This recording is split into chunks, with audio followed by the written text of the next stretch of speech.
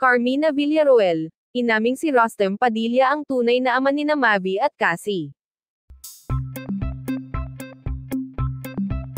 Sa isang kontrobersyal na panayam, isiniwalat ng batikang aktres na si Carmina Villaruel ang isang matagal ng usapin tungkol sa tunay na ama ng kanyang kambal na sina Mavi at Cassie. Sa nasabing panayam, sinabi ni Carmina na si Rostem Padilla, na kilala ngayon bilang Bibi Gandangari, ang tunay na ama ng kanyang mga anak. Ayon kay Carmina, matagal na nilang itinago ang katotohanan ito upang maprotektahan ang kanilang pamilya mula sa intriga. Panahon na para malaman ng publiko ang totoo. Gusto ko lang maging transparent sa lahat, aniya. Nagulat ang publiko sa revelasyong ito, lalo na't matagal nang pinaniniwalaang si Zoren Legaspi, ang kasalukuyang asawa ni Carmina, ang ama nina Mavi at Cassie. Gayunpaman, idiniin ni Carmina na hindi ito nakakaapekto sa kanilang pamilya. Si Zoren pa rin ang ama na pinalaki ang mga bata. Walang nagbago sa pagmamahal niya sa kanila, dagdag niya.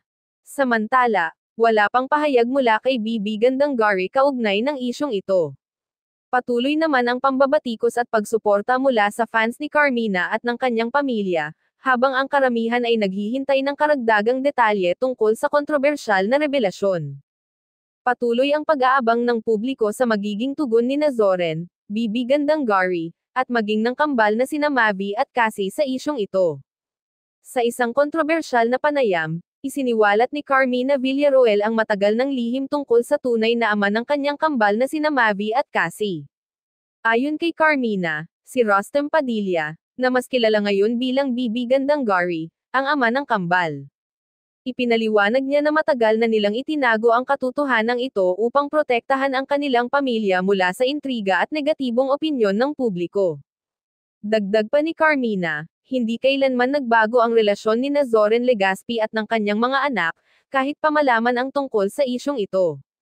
Si Zoren ang nagmahal at nagpalaki kina Mavi at Cassie bilang kanilang tunay na ama.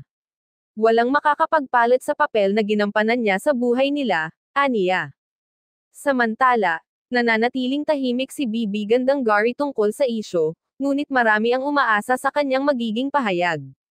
Ayon sa ilang fans, ang revelasyong ito ay maaaring magbukas ng oportunidad para kay Bibi na magkaroon ng mas malapit na ugnayan kina Mavi at Cassie.